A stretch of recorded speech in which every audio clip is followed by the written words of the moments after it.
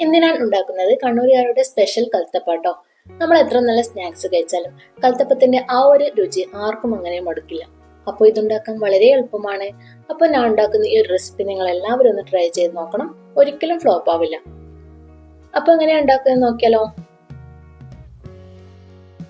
കൽത്തപ്പം ഉണ്ടാക്കാനായിട്ട് ഞാനിവിടെ എടുത്തിട്ടുള്ളത് 1 കപ്പ് പച്ചരിയാണ്. ഇതിലേക്ക് ആവശ്യത്തിനുള്ള വെള്ളം ഒഴിച്ച് വെച്ചിട്ട് ഇതൊരു 3-4 മണിക്കൂർ കുതിരാൻ വേണ്ടി വെക്കുക. മിനിമം 2 മണിക്കൂറെങ്കിലും കുതിരാൻ വേണ്ടിയിട്ട് വെക്കണം. ഇതൊരു സൈഡിലോട്ടേക്ക് മാറ്റി വെക്കാം. ഇപ്പൊ ഏകദേശം ഒരു 3 മണിക്കൂർ ആയിട്ടുണ്ട്. അരി നല്ലതുപോലെ കുതിർന്നു വന്നിട്ടുണ്ട്. ഇനി ഇതിന്റെ വെള്ളം കളഞ്ഞിട്ട് ഇത് ഒരു മിക്സിയുടെ ജാറിലേക്ക് ഇട്ട് കൊടുക്കാം. അരി മുഴുവൻ മിക്സിയുടെ ജാറിലേക്ക് ഇട്ടതിന് ശേഷം ഇതിലേക്ക് ഒരു 2 ടേബിൾ സ്പൂൺ ചോറ് ചേർത്ത് കൊടുക്കാം.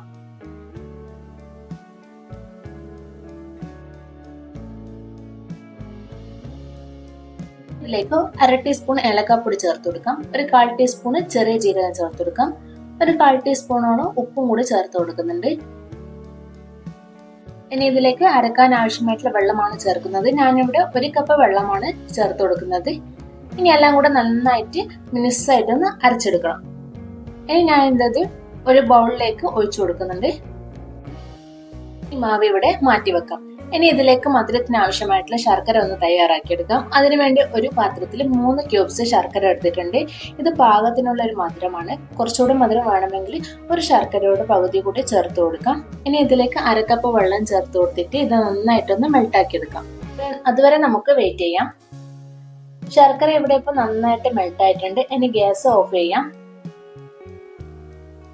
ഇനി ഇത് ചൂടോടുകൂടി തന്നെ ഇതിലേക്ക് ഒഴിച്ചു കൊടുക്കാം. മാവിൽ ഒഴിച്ച ഉടനെ തന്നെ ഇതുപോലെ നന്നായിട്ടൊന്ന് മിക്സ് ചെയ്ത് കൊടുക്കാം. അല്ലെങ്കിൽ അരിമാവ് കട്ട പിടിച്ചു പോകും. അതുകൊണ്ട് കൈവെക്കാതെ ഇളക്കി കൊടുക്കണം. ഇനി ഇതിന്റെ ചൂടാറുമ്പോഴേക്കും നമുക്കിത് കൽത്തപ്പം ഉണ്ടാക്കാനായിട്ട് തുടങ്ങാം. ഇനി ഇതിലേക്ക് ഒരു 1/4 ടീസ്പൂൺ ബേക്കിംഗ് സോഡ ചേർത്ത് മിക്സ് ചെയ്ത് കൊടുക്കാം. കൽത്തപ്പം ഉണ്ടാക്കാനായിട്ട് ഞാനൊരു കുക്കറാണ് എടുത്തിട്ടുള്ളത്. ചൂടായ കുക്കറിലേക്ക് ഒരു 2 ടേബിൾ സ്പൂൺ നെയ്യ് ചേർത്ത് കൊടുക്കുന്നുണ്ട്. നെയ്ക്ക് പകരം വെളിച്ചെണ്ണ ചേർത്ത് കൊടുക്കാം. ഇനി ഇതിലേക്ക് ഒരു 3 ടേബിൾ സ്പൂണ് കൊപ്ര ചെറുതായിട്ട് കട്ട് ചെയ്തിട്ട് ഇട്ട് കൊടുക്കാം. ഇനി ഇതൊന്ന് റോസ്റ്റ് ചെയ്തെടുക്കാം. നിങ്ങളുടെ കയ്യിൽ ചെറിയ ഉള്ളി ഉണ്ടെങ്കിൽ അതും ഇതുപോലെ ചെറുതായിട്ട് കട്ട് ചെയ്ത് ചേർക്കാം. ഇനി ഇത് റോസ്റ്റ് ആയ ശേഷം ഇതിൽ നിന്ന് 1/4 ഭാഗം മാത്രമേ ഞാനിവിടെ മാറ്റി വെക്കുന്നുള്ളൂ. ബാക്കി ഇതിൽ തന്നെ ഉണ്ട്. ഇനി നമുക്ക് മാവ് ഇതിലേക്ക് ഒഴിച്ചു കൊടുക്കാം.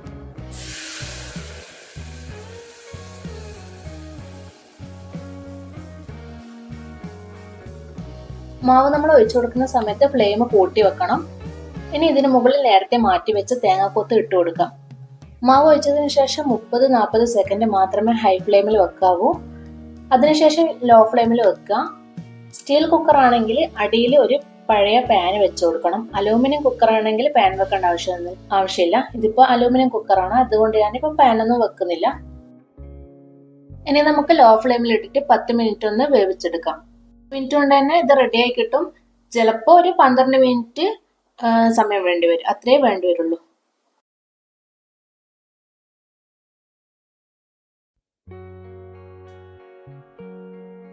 കുക്കായി വരുന്ന സമയത്ത് ഈ ഒരു ഹോളിൽ കൂടെ ആവി പുറത്തേക്ക് പോകുന്നത് കാണാം. ആ സമയത്ത് നമുക്ക് ഗ്യാസ് ഓഫ് ചെയ്ത് കൊടുക്കാം. എന്നിട്ട് 5 മിനിറ്റ് ഇതുപോലെ തന്നെ വെക്കാം. അടപ്പ് തുറക്കണ്ട. ശേഷം കുക്കറിന്റെ ചൂട് കൊണ്ട് ബാക്കി കൂടെ വെന്തോളും. 5 മിനിറ്റ് കഴിഞ്ഞിട്ട് തുറന്നു നോക്കാം.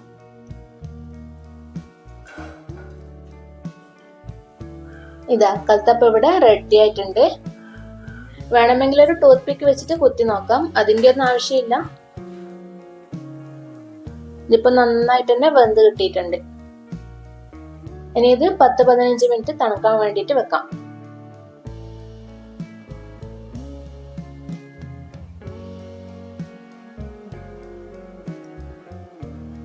പത്ത് 15 മിനിറ്റിന് ശേഷം ഇത് എന്താ പറയണ്ടേ പ്ലേറ്റിലോട്ടേക്ക് മാറ്റി കൊടുക്കാം.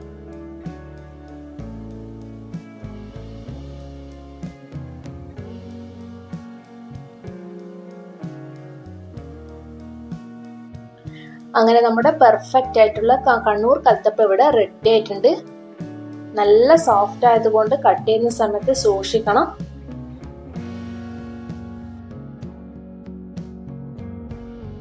ഇനി ഇത് നമുക്കൊന്ന് കട്ട് ചെയ്ത് നോക്കാം.